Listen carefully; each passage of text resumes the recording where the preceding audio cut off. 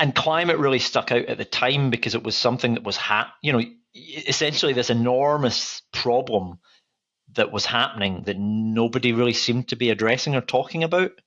And I guess I was kind of surprised. I was like, why isn't everybody working in this area? Why isn't this an enormous topic that we're getting taught in every, subject?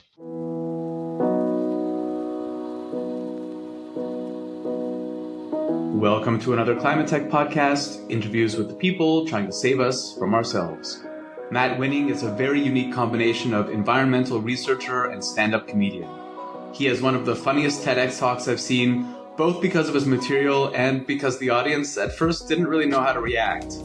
He's been a presenter on the BBC and is a veteran at Edinburgh Festival Fringe, or as the cool kids call it, just Edinburgh.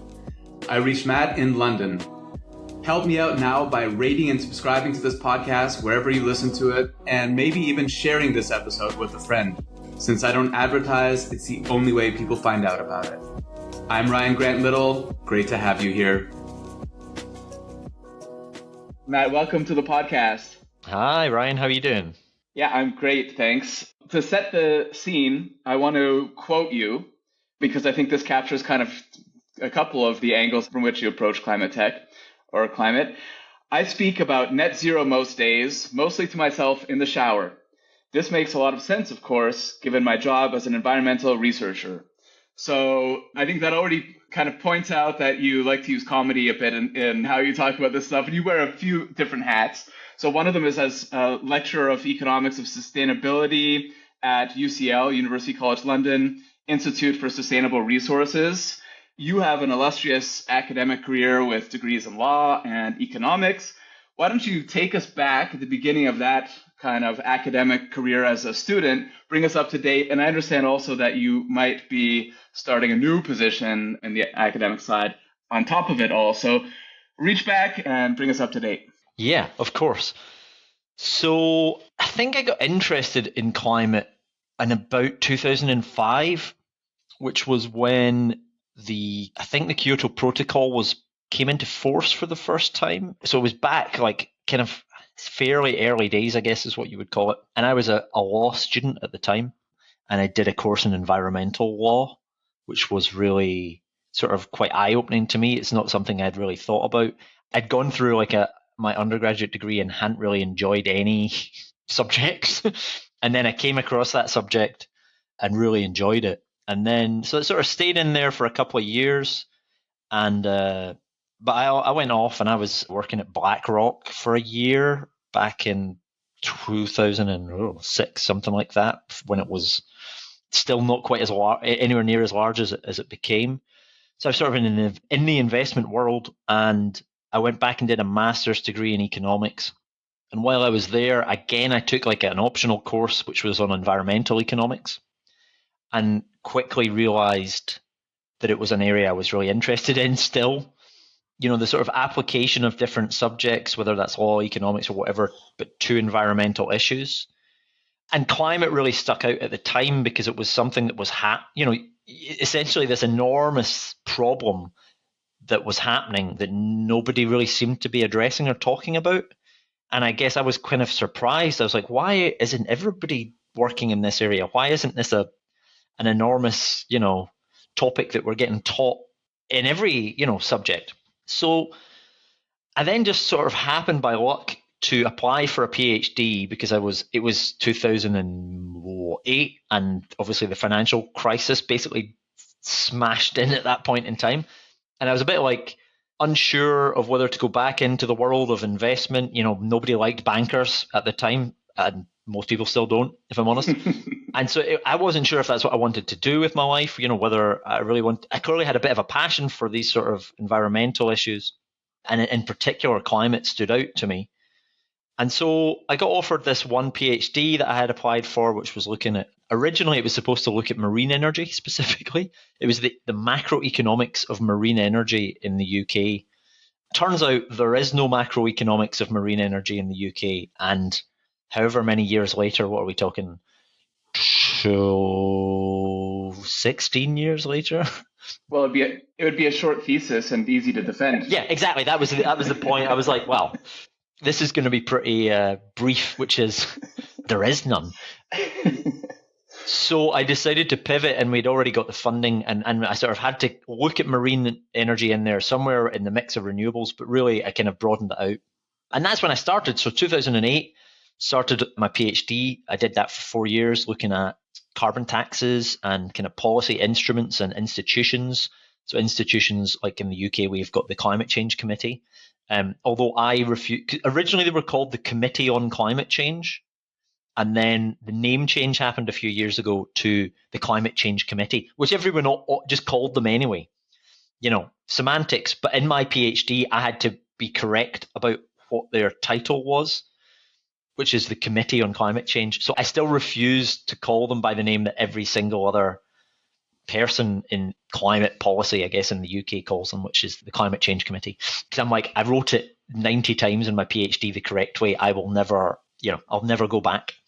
Anyway, so I did my PhD, and then I worked straight up from there. I went to UCL and did research basically for about 11 years in climate, various different aspects of kind of climate policy, mostly around climate change mitigation, using kind of integrated assessment models. So again, a lot of the studies that you read or headlines that you read, this is what kind of, when people ask me, what do you do? I'm like, right, well, when you read a headline in a newspaper that says, we've got 10 years left to save the world. Now, normally that will then be from some average of what the reports take. So the IPCC will take a bunch of like the literature out there telling us how quickly we need to mitigate to reach, whatever target, 1.5 degrees. And so that number of years will be some sort of like average of lots of different academic studies. And one of my studies will be one of those 20 papers that they've sort of averaged out to go, okay, this is how quickly we need to change. I feel like when you give a date for the end of the world, then averages probably is not the right metric.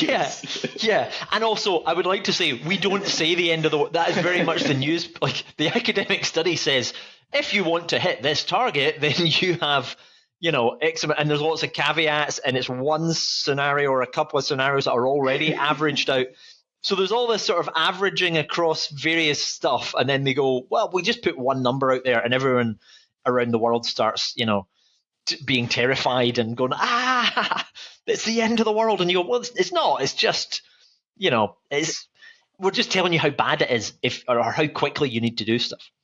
So, yeah, I worked on academia for about 11 years there. And then I spent a year in the private sector there at a consultancy, kind of heading up their climate research, which was interesting, trying to work out like what is actually happening, where the money is, who's actually doing what, and like how much do the financial services sector actually understand about climate change.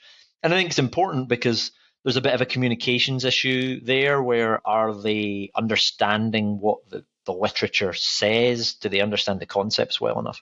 So that was interesting. So I did that for a year, but I've literally just in the last week started back at UCL where I was before, as you say, as a lecturer, but specifically doing some teaching as opposed to, so I've spent 12 years doing lots of research, and I'm now kind of coming back to do teaching specifically a couple of days a week. And then I'm using the rest of my time to do comedy, because I think actually, I'm not saying we've got all the science, but we kind of know where we are. We know what we have to do.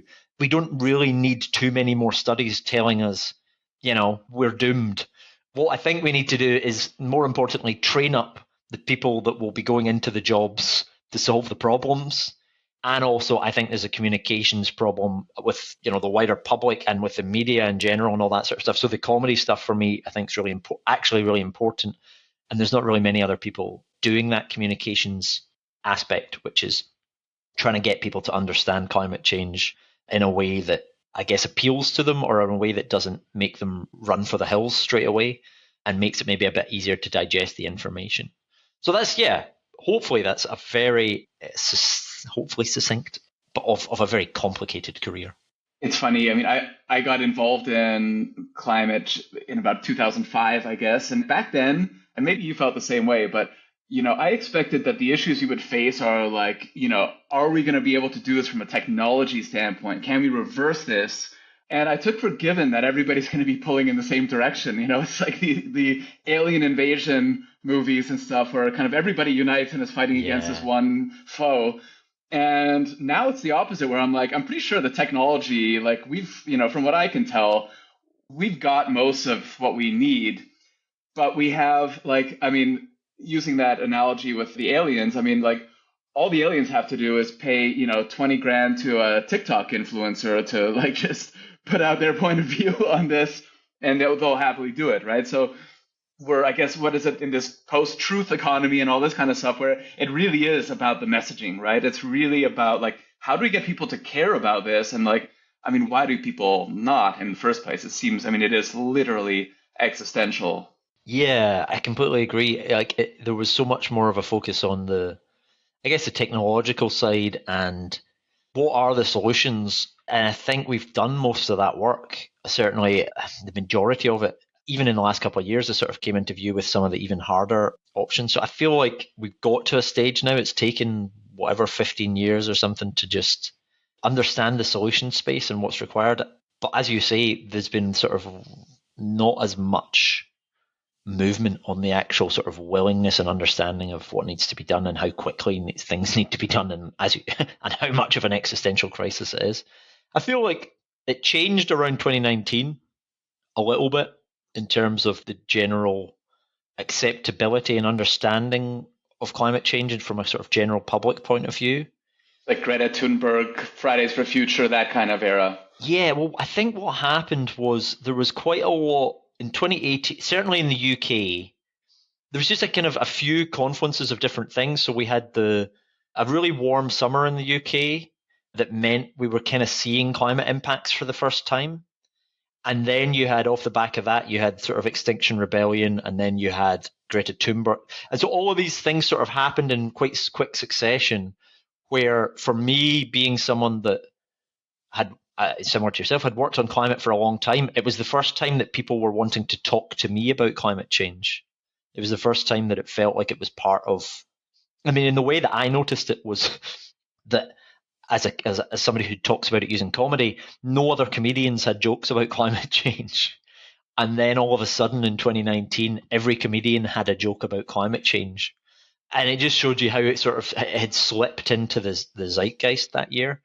And I think COVID happened, and as you say, there's lots of other post-truth things and, social media, other things that have made it difficult to make lots of momentum with kind of the public acceptability around climate.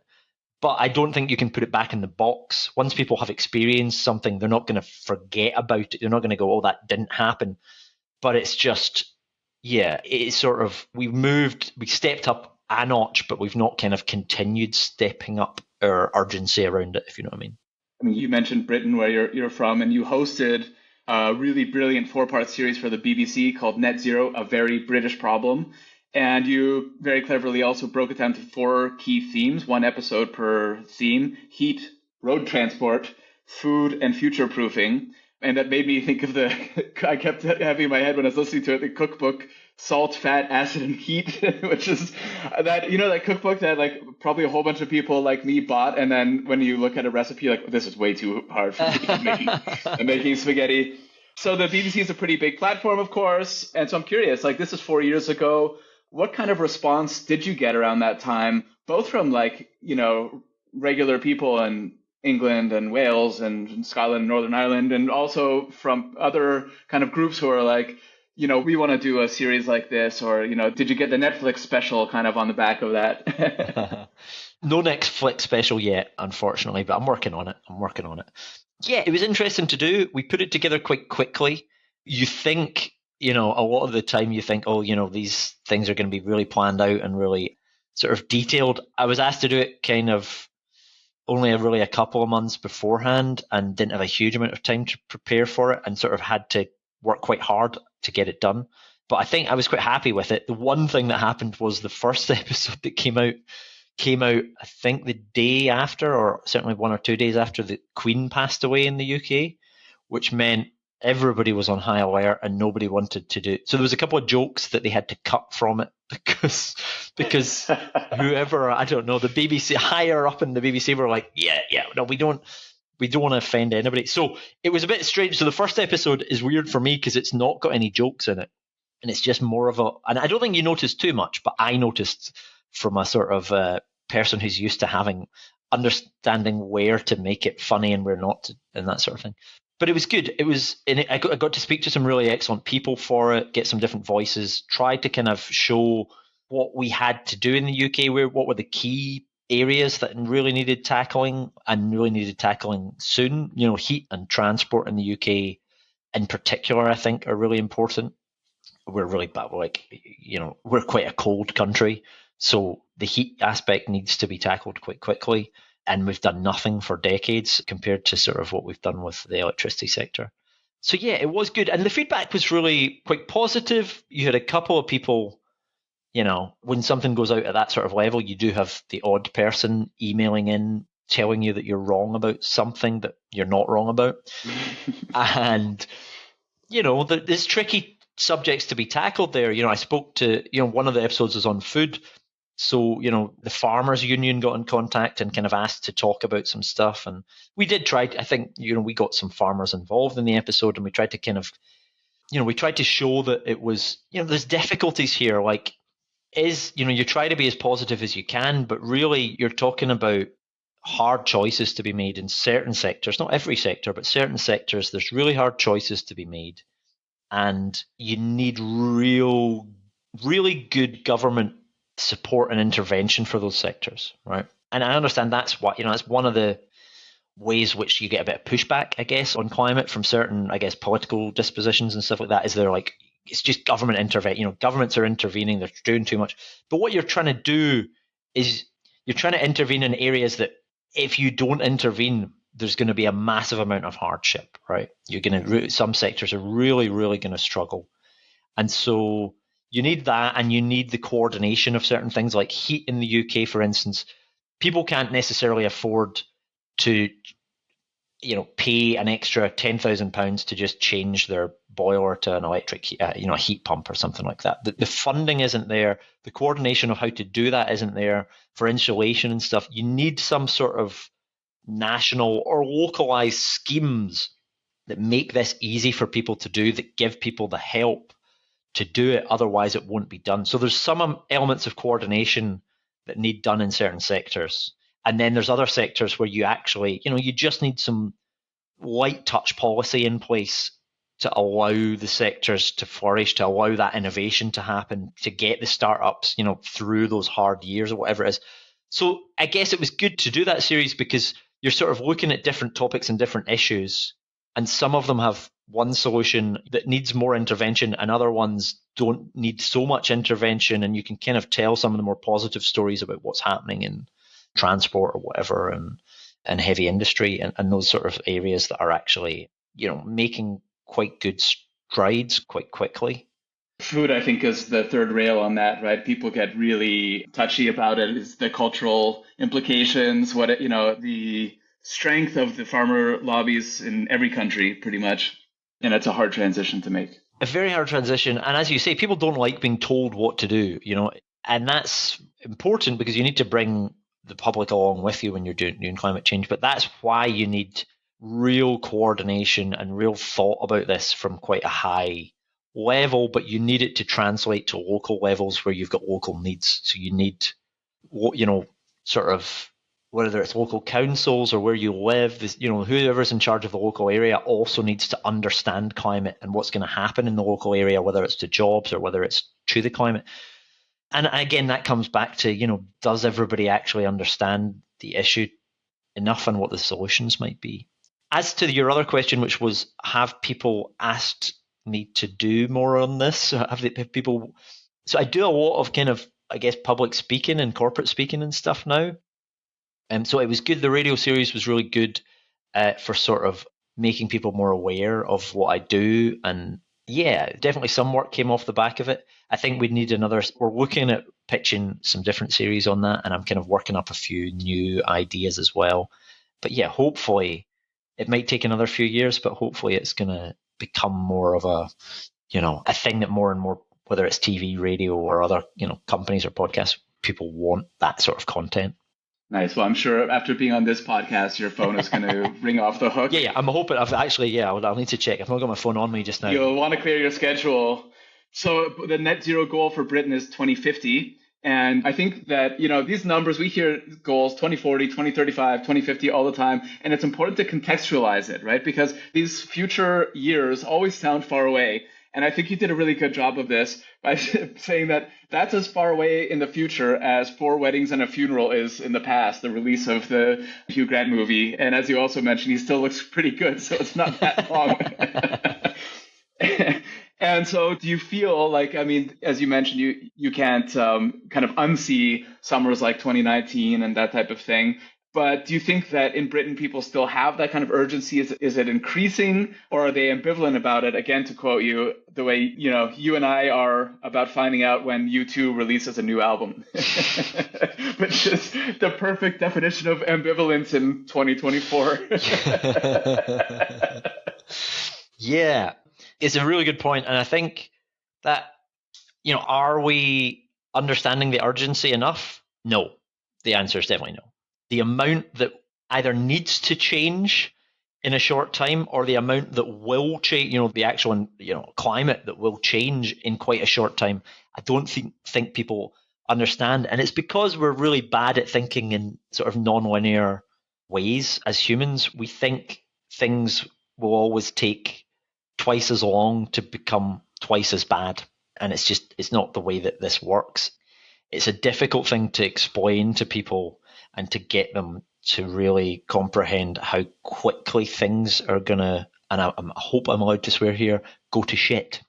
It's only going to ramp up in that time period. And so we're going to be dealing with more and more shit, as well as then trying to, in that time period, speed up how quickly we're doing stuff. And so, people like me have basically been banging on for the last, 16 years that you need to start acting as soon as you can. And it's not based on nothing. It's not based on the fact that I think we need to, a feeling that we need to do it, or that because I care so much we need to do it. Literally, because of the studies that we look at, the economics of it says the sooner you start acting, the less difficult this is going to be as we go forward.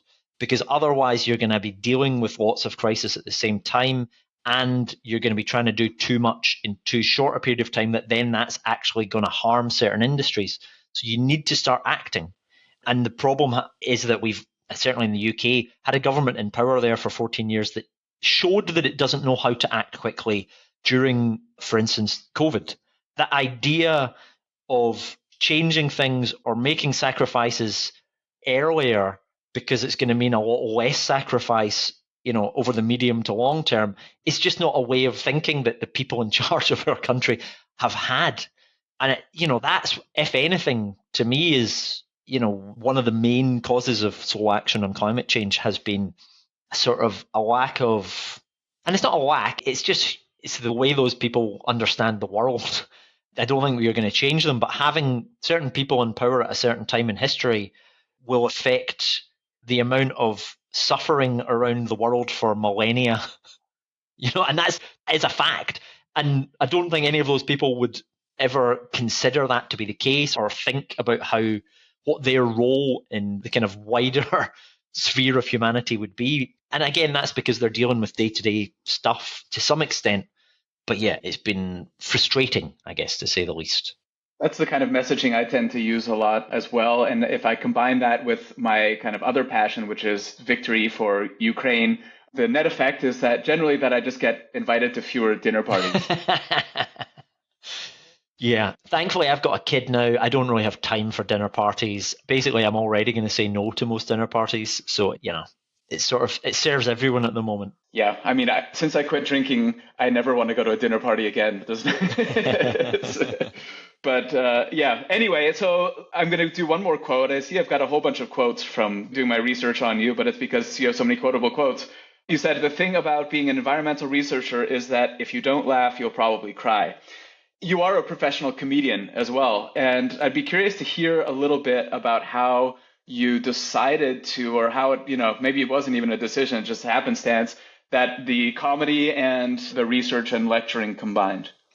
Yeah, that was happenstance, but a happy happenstance, shall we say. I'd been doing comedy separately as a way to not think about climate change, as a way to not talk about it, as like a thing for me that was my hobby and then sort of became like a part-time job. And it was entirely separate. And so for years and years, people would be like, oh, so what are you going to do? Are you going to become a comedian or are you going to become an academic? And so I was always like, oh, yeah, I don't really know. I enjoy both of these things. I think a lot of comedians cannot wait to be able to give up their day job. Like a lot of comedians are sort of itching to drop that normal life to be able to do comedy properly and jump into it. I've been doing comedy for 16 years or something, and it's taken me most of that time to get to a stage where comedy's become even like just more than half of my sort of time and income and that sort of thing. And that's probably slightly because I work on climate change, and actually I'm interested in my job. I think it's an important job, and I'm actually in the long term. Then I've been glad that I kind of stuck doing that, because it's meant that I've found a way to combine the things that I enjoy doing and also the things that I think are important to do in life. And I think it really was luck that I did that, but I think not many people find that, that sort of sweet spot. And so, yeah, there's like I can't remember what it's called. There's like some Japanese term where it's like, to help people work out what they want to do with their life. And it's like you find like a combination of like, what do you enjoy doing? What is a good use of your skill set? And also what can you get paid to do? It's like this Venn diagram, right? Yeah, exactly. Mm-hmm. Yeah. It's like, I'm not going to butcher it. I can't remember. It's like Ikikari or something. I can't remember. But it always stuck with me. And then I sort of felt like a couple of years ago, I just managed to find that, which was amazing, doing comedy about climate change.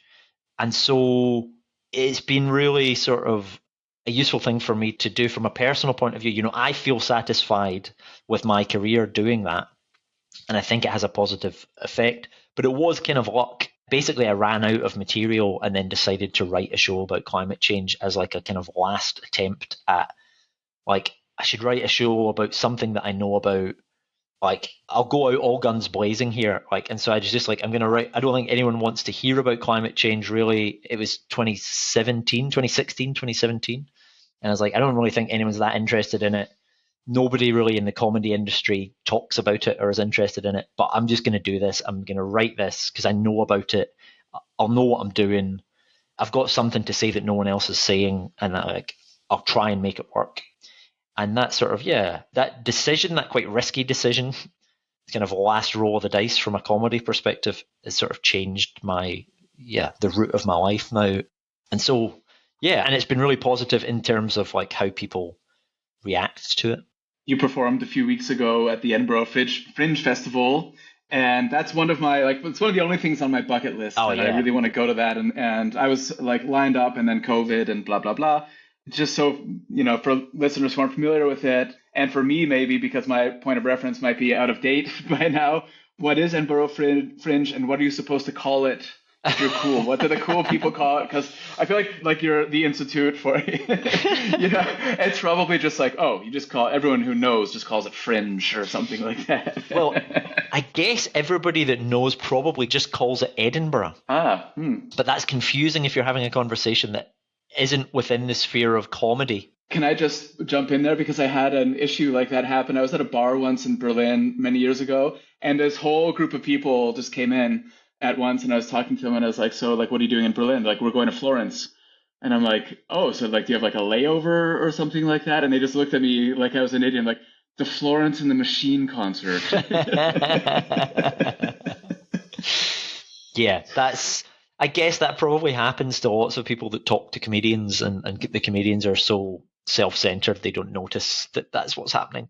So the Edinburgh Festival Fringe, I think is what you're supposed to call it, but the Fringe, I think it's that way around, yeah. But anyway, the Fringe, or just if you're a comedian, Edinburgh, is a month-long arts festival in Edinburgh, Scotland, where I studied, so where I lived for 6 years. Great city. Beautiful city. So it's in a wonderful place. It's been going on for decades and decades and decades, and it's basically the biggest kind of comedy trade fair in the world. It's also not curated, so literally anyone can do it. So you get everybody from like the biggest comedy stars in the UK to someone that's decided that they want to do comedy for the first time. And everybody's sort of roughly on an equal footing. It depends how much backing you have and money and stuff. But basically, everyone is at part of the Fringe. And it lasts for far too long. So weeks on it, it's like 3.5 weeks of shows every day. And there's thousands of shows. And it's basically, for a comedian, it's a wonderful thing to do if you want to lose thousands of pounds, but also a wonderful thing to do if you want to get good at your craft. So I did it every year for, I think, 11 years. And then COVID hit, and then I've done it another couple of times. So yeah, I'm not sure in total. I'm not even sure how many years I've done it. But basically, you would go there, and it's a very intense for a month, just doing comedy every day, several times a day for however long, and you learn how to do it essentially. And then once you learn how to do it, then you go back and write a new piece or whatever it is you want to talk about.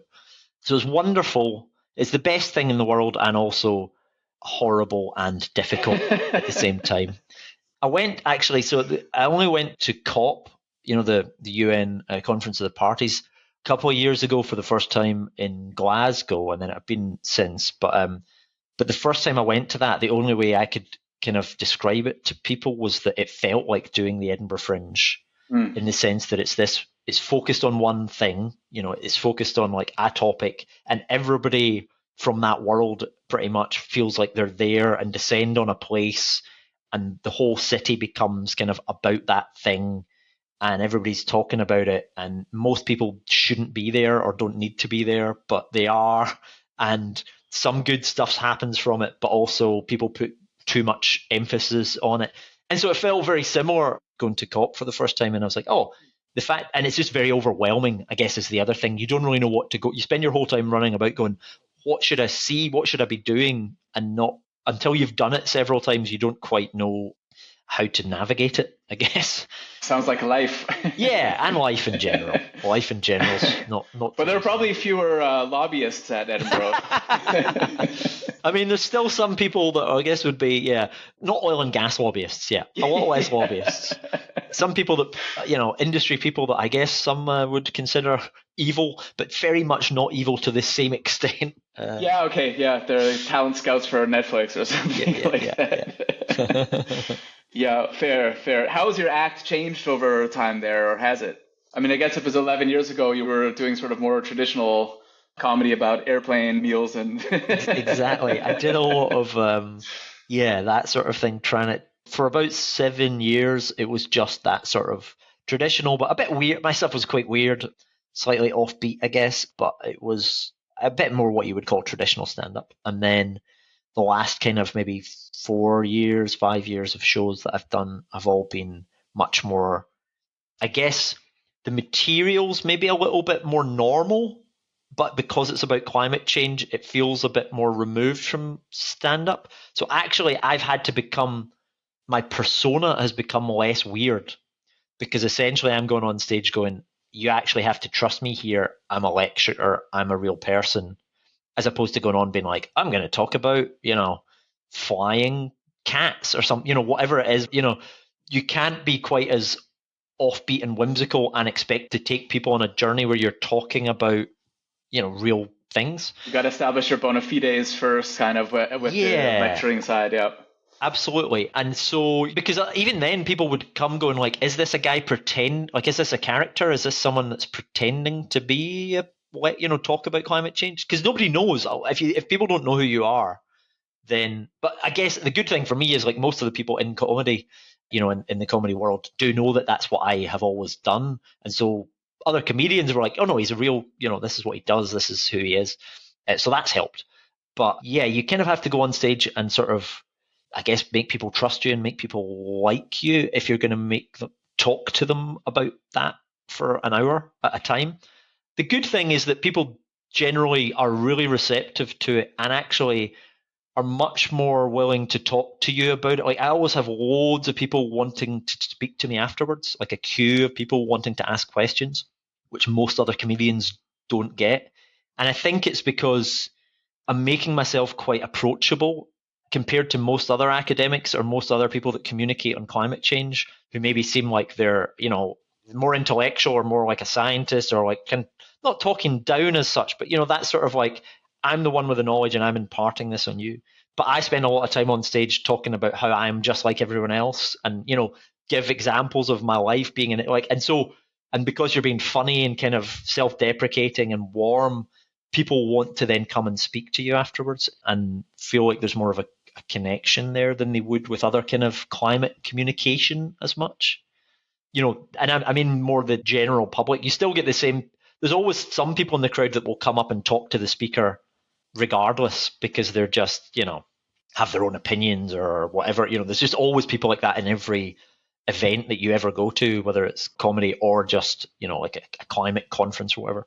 But you do get here, I get family members coming up, people with bringing their kids up to talk to me and asking questions, and like younger people coming up and asking, questions about their career and what can they do with climate change, or people just kind of coming up and telling you their worries about it.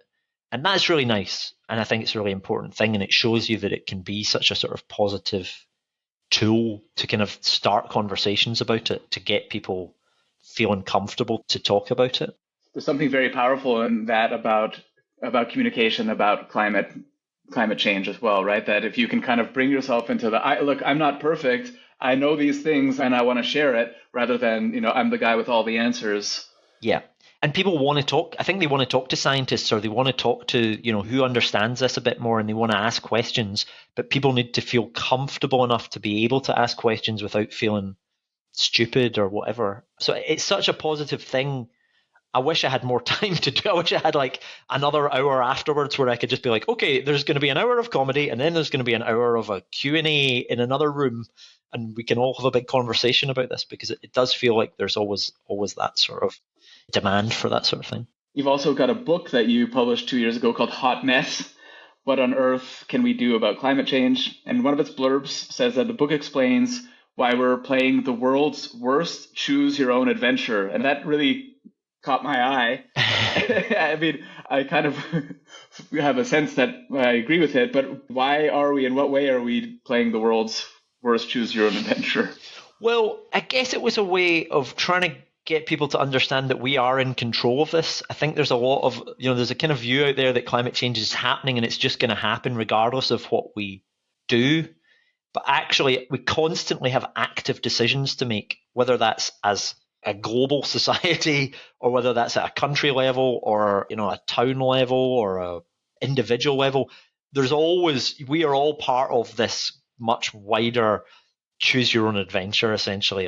And we can view it in a more positive way like that. Like, choose your own adventure. There are positive things to come. It can be an adventure. It can be something that we can feel like we're in control of and that we're invested in and that we're making active decisions. Because the worst thing you can do is not make active decisions and just let stuff happen. And so I guess it was just trying to reframe climate change. And at the moment, we've been making some bad decisions, but we've also been not making lots of decisions and just sort of letting stuff kind of happen. And so I guess, it was just that way of saying, we are in control of this. It is humans that are causing it, and therefore it is humans that can fix it. And also we have to actively participate in it and make decisions. And it's constant decisions. It's not just one decision and then you're done. And it's not, we need to wait until 2050 to make a decision. It's constantly, every time we turn the page, there's another step that needs to be made, and we're navigating it, and we might not be perfect, and we might make mistakes along the way, like these books. We might end up in a direction that we didn't expect or didn't want to go, but you still have to constantly actively make choices. And I hope that there's a large part of climate change that I feel people don't feel actively involved in it, or they don't realize how much agency they or we as a kind of nation or a species have, and we need to re-inject some of that agency. We used to say in my MBA, not making a decision is also a decision. Yes, exactly. Yeah. And it's not a particularly ever going to be a particularly good decision. Maybe if you're lucky. Like the Homer Simpson hide under a bunch of coats and hope everything works out. Yeah, exactly. That's what we've done. That's what we've done for the last 20 years. Hide under some coats. I wanted to ask what you're working on next, but I've got a feeling it's probably a curriculum for this, for the lecturing you're doing at UCL. Yeah, next, specifically, I've got a lecture, a module to write in the next few weeks. So that's going to take up the next kind of month or two. But beyond that, we're starting to write a new show that is going to be out probably next summer. So sort of starting to work towards a new show. I've got a couple of ideas for what that show might be, which has been fun because I've not kind of written a full new show for a couple of years. So yeah, I'm trying out lots of stuff. I think it's going to be fun. Do come back in a year's time and see what I'm up to. There's some more kind of working on pitches for a radio series, a kid's book about climate change as well, something that I've been working on for the last kind of half a year. Not sure when that's going to happen, but hopefully soon. My book actually just came out in China. I don't know if we ever get any Chinese listeners, but it came out in China a couple of weeks ago. I believe it was at the Shanghai Book Fair. So if you're Chinese and you want to read my book, Hot Mess, I can't pronounce the title of it, but I think it is translated directly. But yeah, that's out in China now. And then, yeah, kind of lots of kind of small bits of ideas for things. But I guess I'm trying to talk about climate using comedy, but across lots of different mediums. Mm-hmm. That's the idea. So, and most of that comes down to time. The other thing that I need to do is that I'm going to start making lots more online videos and content because the comedy world has drastically changed since COVID. And so you kind of need to have an online presence now, which I didn't have the time for / a bit useless at.